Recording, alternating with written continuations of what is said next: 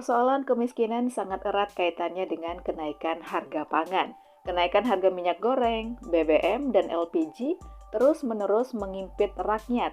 Ditambah lagi kenaikan harga beras baru-baru ini menjadi penyumbang inflasi di berbagai daerah. Kenaikan PPN sebesar 11% pun makin menambah beban hidup masyarakat di tengah kebijakan yang sering kali tidak memihak mereka. Menurut data Badan Pusat Statistik, pada September 2021, tingkat kemiskinan nasional tercatat sebesar 9,71%. Dengan kata lain, jumlah penduduk miskin bertambah 1,72 juta orang dibandingkan periode yang sama pada tahun 2019.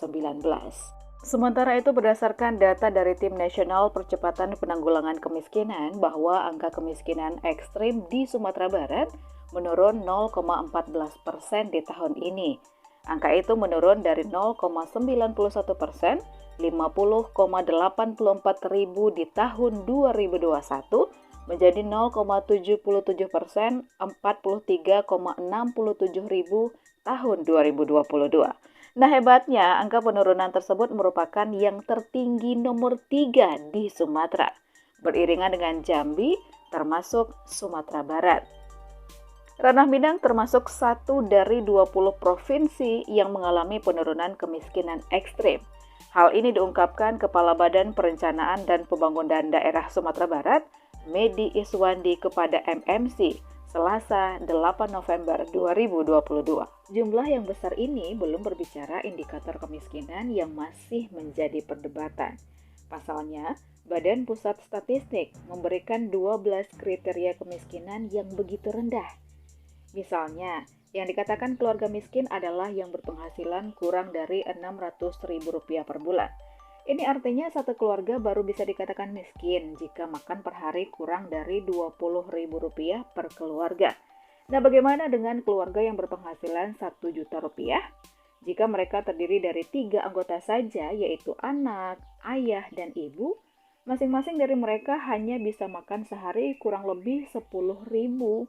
Itu pun belum memasukkan perhitungan biaya hidup lainnya seperti tarif air, listrik, iuran BPJS, biaya pendidikan, dan lain sebagainya. Mirisnya, keluarga seperti ini tidak terkategori miskin. Lingkaran setan kemiskinan tidak akan pernah bisa selesai dalam rantai tata kelola sistem ekonomi kapitalisme. Ini karena kebebasan kepemilikan yang diagung-agungkan oleh sistem ini telah nyata menjadi penyebab makin tingginya ketimpangan. Nah, sistem ini menjadikan para pemilik modal bebas memiliki sumber daya alam yang dibutuhkan publik. Negara model neoliberal memang tidak memiliki fungsi mengurai urusan warganya karena hubungan yang terjalin antara pemerintah dan rakyatnya adalah sebatas penjual dan pembeli. Rakyat membeli sejumlah kebutuhan, pemerintah menjual sejumlah fasilitas. Jangan pernah berharap permasalahan ekonomi, khususnya kemiskinan, akan selesai dengan sistem ini, karena justru sistem kapitalisme lah yang dengan jelas menjadi pangkal permasalahan. Dan satu-satunya sistem yang sempurna dan terbukti mampu menyelesaikan permasalahan kemiskinan adalah sistem ekonomi Islam. Nah, lalu bagaimana Islam mengatasi kemiskinan? Pertama, memposisikan negara sebagai penanggung jawab seluruh kebutuhan warganya. Nah, hubungan pemerintah dan rakyat adalah pelayan dan tuannya. Penguasa adalah pelayan yang siap melayani seluruh kebutuhan sang tuan atau rakyat, serta melindunginya dari mara bahaya, termasuk dari mafia dagang. Kedua, Islam telah menjamin kebutuhan primer manusia.